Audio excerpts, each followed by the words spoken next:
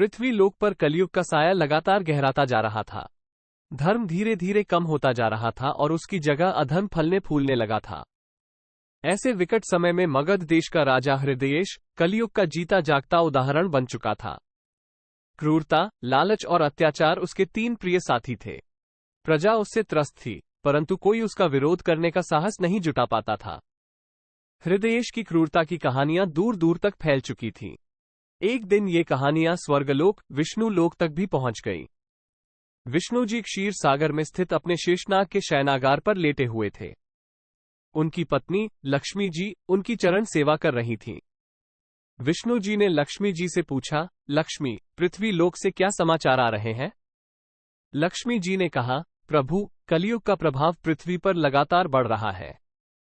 मगध देश का राजा हृदयेश अपनी क्रूरता की सभी हदें पार कर चुका है। प्रजा त्राही त्राही कर रही है। विष्णु जी चिंतित हो गए।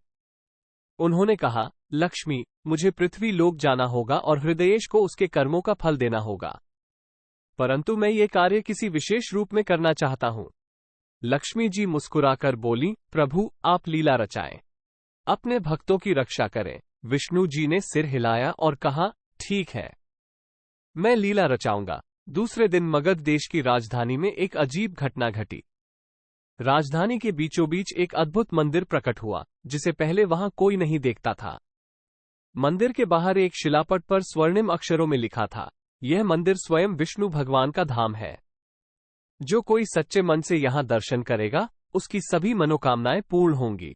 ये खबर पूरे मगध देश में आग की तरह फैल गई। हृदयेश भी इस खबर को सुनकर लालच में आ गया। उसने सोचा कि वह इस मंदिर में जाकर अमरता का वरदान मांगेगा। वह अपने सैनिकों के साथ उस नए मंदिर की ओर रवाना हुआ। मंदिर के विशाल द्वार पर ही एक साधु खड़ा था। उसके वस्त्र भगवा रंग के थे, परंतु धूल से भरे हुए थे। उसके चेहरे पर दिव्य आभा छलक रही थी। साधु ने हृदयेश को रोका और कहा, हे राजा, इस पवित्र मंदिर में प्रवेश करने से पहले आपको अपने पापों का प्रायश्चित करना होगा। हृदयेश क्रोध से आग बबूला हो गया और बोला, मैं मगध का राजा हूं, कोई मुझे आदेश नहीं दे सकता।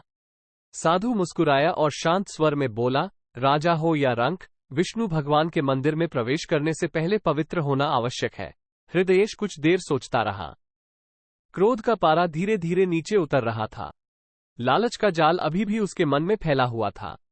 आखिरकार उसने कहा, ठीक है, मैं तुम्हारी बात मानता हूं, परंतु मुझे प्रायश्चित कैसे करना होगा? साधु ने कहा, हे राजा, तुम्हें 7 दिनों तक कठोर तपस्या करनी होगी। तुम्हें सात्विक भोजन करना होगा और मंदिर की साफ सफाई करनी होगी। साथ ही तुम्हें उन सभी लोगों से क्षमा मांग करनी होगी जिनके साथ तुमने अत्याचार किए हैं। हृदयेश के माथे पर बल पड़ गए। 7 दिन का कठोर तप, गरीबों से क्षमा मांगना, ये तो उसके लिए अपमान से कम न था, परंतु अमरता का लालच उसे रोक रहा था। उसने दांत पीसकर कहा, मैं तुम्हारी शर्तें मानता हूं। साधु मुस्कुराया और हृदयेश को मंदिर के एक कोने में स्थित छोटे से कक्ष में ले गया। वहां हृदयेश को फल, दूध और जमीन पर सोने का आसन मिला। साधु ने उसे मंदिर की सफाई के लिए झाड़ू और पोछा दिया। हृदयेश ने नाक भान सिकोड़ी, परंतु कुछ नहीं बोला। 7 दिन बीतने वाले थे। पहले दिन हृदयेश को बहुत कष्ट हुआ। सात्विक भोजन उसके स्वाद के अभ्यस्त तालु को रास नहीं आया। जमीन पर सोना भी उसके लिए कठिन था। रात को अकेले लेटे हुए उसे अपने किए गए अत्याचारों का ख्याल आया।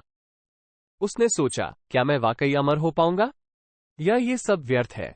दूसरे दिन सुबह से ही हृदयेश ने मंदिर की सफाई शुरू कर दी। मंदिर की साफ सफाई करते समय उसे मंदिर के पुजारियों और गरीब भक्तों से बातचीत करने का मौका मिला। उसने देखा कि उनके चेहरों पर कितना सुकून है।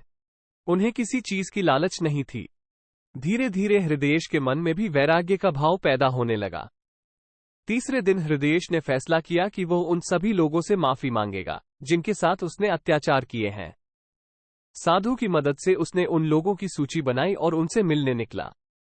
पहले तो लोग उसे देखकर भागने लगे, परंतु जब हृदयेश ने सच्चे दिल से उनसे माफी मांगी और अपने किए हुए गलत कार्यों के लिए पछतावा जताया, तो लोगों का गुस्सा धीरे धीरे शांत हो गया। उन्होंने हृदयेश को क्षमा कर दिया। 7 दिन बीत गए। हृदयेश अब पहले जैसा राजा नहीं रहा था। उसके चेहरे से क्रूरता का भाव गायब हो चुका था। उसकी आंखों में अब दया और करुणा झलकती थी। वह साधु के पास गया और नम्र स्वर में बोला, साधु जी, मैंने आपकी सभी शर्तें पूरी कर ली हैं। अब मुझे अमरता का वरदान कब मिलेगा? साधु मुस्कुराया और कहा, हे राजा, तुमने जो 7 दिन बिताए हैं वही तुम्हारा सच्चा अमरत्व है। अमर शरीर का कोई महत्व नहीं है। सच्चा अमरत्व उन कर्मों में है जो दूसरों के लिए किए जाते हैं। तुमने अपने पापों का प्रायश्चित किया है और लोगों को क्षमा मांगी है। यही तुम्हारे लिए सबसे बड़ा वरदान है। हृदयेश स्तब्ध रह गया। उसे समझ नहीं आ रहा था कि साधु क्या कहना चाह रहा है। तभी मंदिर का स्वरूप बदलने लगा। धीरे धीरे मंदिर लुप्त हो गया और उसकी जगह पर भगवान विष्णु प्रकट हो गए। उनके चारों हाथों में शंख, चक्र, गदा और कमल सुशोभित थे। विष्णु जी ने मुस्कुराते हुए कहा, हे राजा हृदयेश, मैं तुम्हारी भक्ति और परिवर्तन से प्रसन्न हूं। तुमने धर्म का मार्ग चुना है। अब तुम जाओ और अपने राज्य का सही से शासन करो। प्रजा का हित करो और धर्म का पालन करो। यही तुम्हारा कर्तव्य है। ये कहते हुए भगवान विष्णु अदृश्य हो गए। हृदयेश दंडवत प्रणाम करने लगा। उठने पर उसने देखा कि वो वही मंदिर के कोने वाले कक्ष में बैठा था। साधु भी उसके सामने बैठा हुआ था। हृदयेश को समझ आ गया कि यह सब भगवान विष्णु की माया थी। उसने साधु के चरण छुए और कहा, हे साधु जी, आप क्षमा करें। मैं अहंकार में अंधा हो गया था। आप विष्णु जी के ही अवतार थे, है ना? साधु मुस्कुराया और कहा, राजन, रूप भले ही कोई भी हो, परंतु सत्य और धर्म का मार्ग ही सबसे श्रेष्ठ है। तुमने इसे समझ लिया है, यही काफी है। अब जाओ और अपने राज्य का सही से शासन करो। हृदयेश मंदिर से बाहर निकला। अब मगध देश वैसा ही नहीं था जैसा वह आया था। उसे लगा जैसे चारों तरफ खुशहाली का वातावरण छाया हुआ है। लोग हंसते खेलते हुए दिखाई दे रहे थे। दरबार में जाकर उसने प्रजा से क्षमा मांगी और उन्हें बताया कि वह अब एक नया शासन स्थापित करेगा, जहां धर्म और न्याय का राज होगा। हृदयेश ने अपने वादे को पूरा किया। उसने मगध देश में अनेक सुधार कार्य किए। गरीबों के लिए कल्याणकारी योजनाएं बनाई। शिक्षा और चिकित्सा का विस्तार किया। उसने अपने राज्य की सीमाओं का विस्तार युद्ध से नहीं, बल्कि कूटनीति और व्यापार से किया।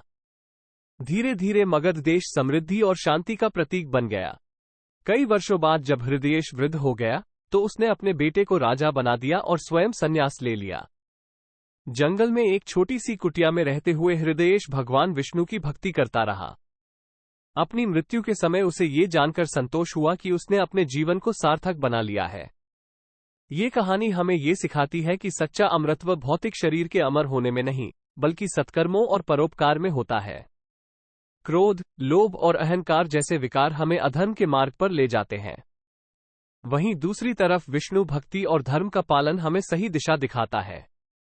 भगवान विष्णु अपने भक्तों की रक्षा करते हैं और उन्हें कठिन परिस्थितियों से निकालने के लिए लीला रचाते हैं।